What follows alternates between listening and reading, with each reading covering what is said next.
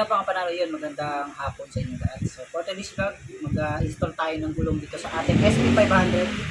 So ito nga pala yung SP500 natin. So tawag dito, galing pa nga pala ito sa Vietnam at pang personal natin to. Kaya nakaroon tayo ng isa. So nakabili tayo ng isa, tala natin. So ayan, lalagyan natin siya ng gulong. So yung gulong na gagamitin natin 9080 by 17 Diablo Rosso Sports at saka 110 70 by 17. Ayan. So yan yung size na ikakabit namin. So katamtaman lang. Siyempre, at kailangan natin ng pito kung ano yung pito bumili. So buksan natin itong SP500 natin.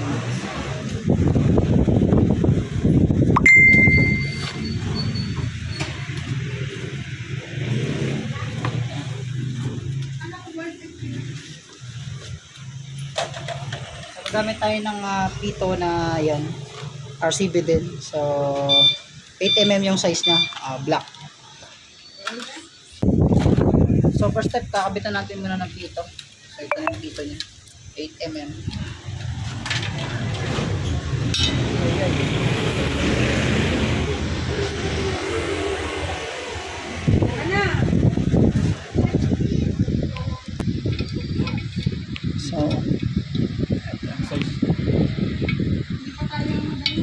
So ito yung size niya, 1.85 by 17, okay?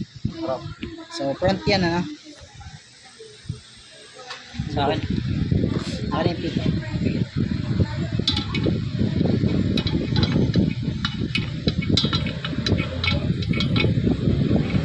So pang higpit natin dito 12mm na open. So kailangan open siya para mas mapihit natin ng maayos. Kasi kung sakit rin gagamitin nyo, hindi nyo yan mapipihit ng maayos. Yan. So okay na yung isa. Tawak mo na, master. So yung rear naman tayo.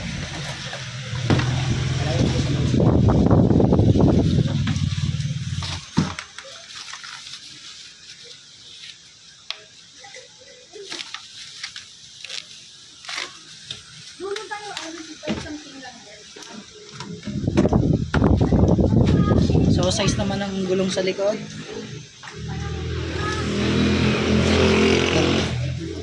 2.50 by 17. So yan, yun yung size ng ating SP500. So ready install ng ating tire valve, RCB din, kulay black.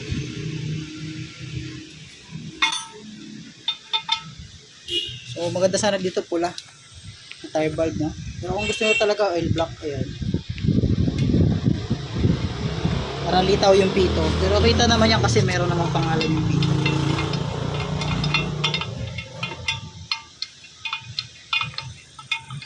Ito ay nahapitan na natin.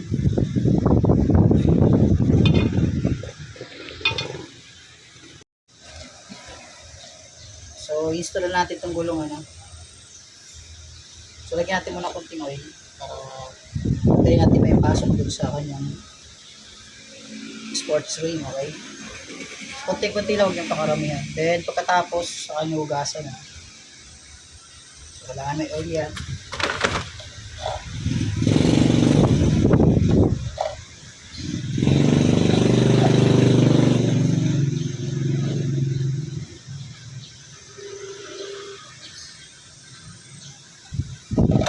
So ito na. So dito based on rotation tayo mag-install. So ito yung rotation. Mapapansin nyo, dito yung front. So pabaliktad ang ikot sa thread. So yung iba sinusunod yung thread. Pero siyempre tayo susunod tayo sa rotation.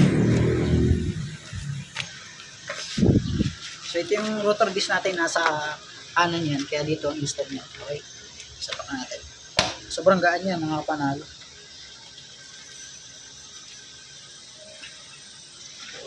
Yan. Pakan na natin.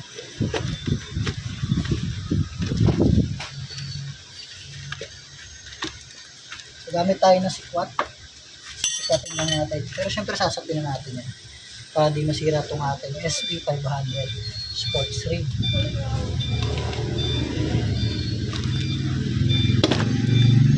So pasok agad. Sikat pa lang. Tayo sa kabilang side. Gas, grabe.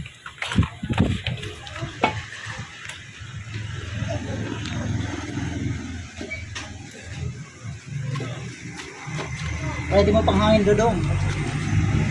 Sasapinan nyo lang ng balat ng motor. Pag nasa bahay kayo, pag magkakabit kayo. Ha?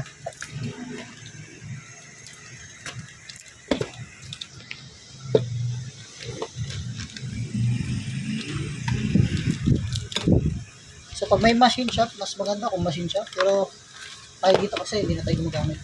Kaya-kaya natin ng sikwat.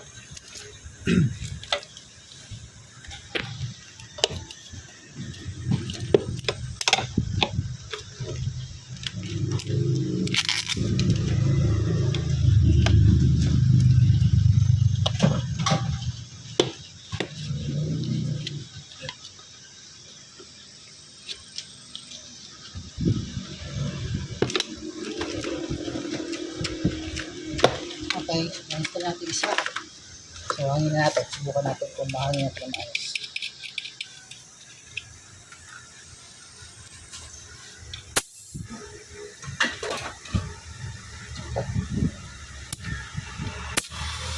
Yun,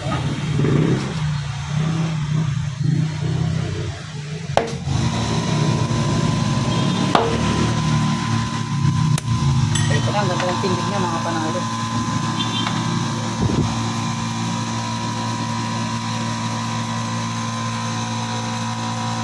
So maganda yung lapat kasi meron siyang oil. Meron mga kasya pagpapantay. So yun, ito na yung ating SP500 na front, tapos na. Tayo sa rear, sa 110. So isa na natin siya.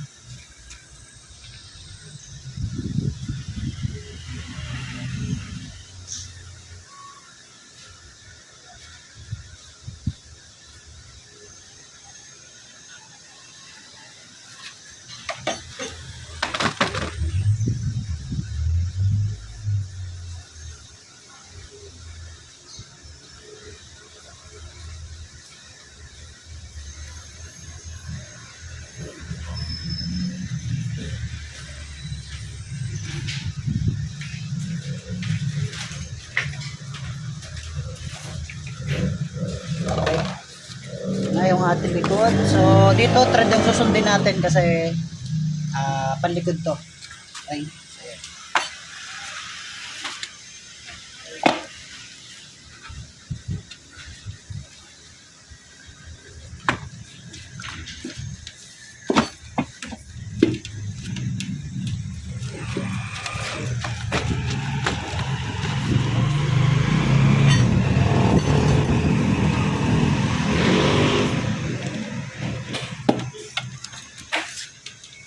Sikot ulit. Yan, sapinan nyo muna, sapinan. Para di sira. Pag nasira, tayo ang kawawa. Gaan niya, sobrang gaan. Mahilig sa racing dyan. Pag lumabas to sa Pilipinas, panalo to. Kasi magaan talaga siya.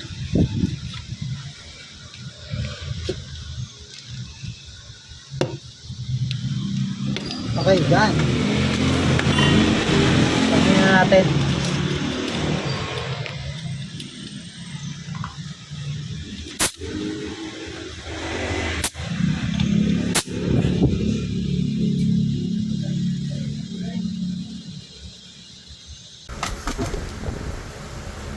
Ito, hangin na natin itong likod.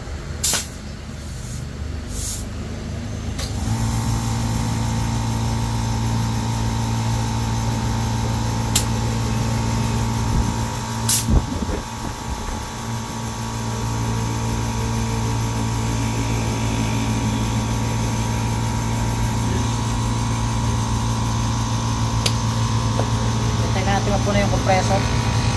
Bibit pa dito.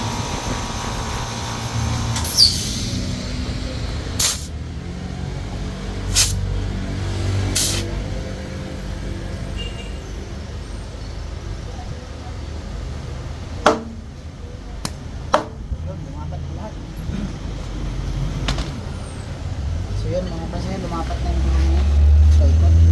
Ganda, ganda ng size niya.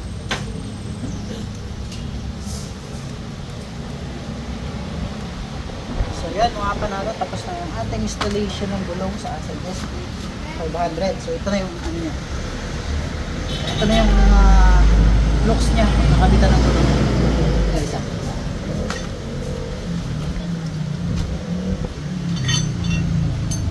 picture.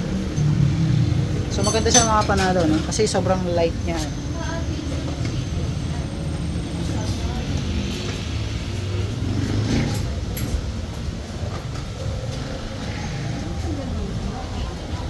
Sobrang gaan. Lalo na yung pangharap, sobrang gaan.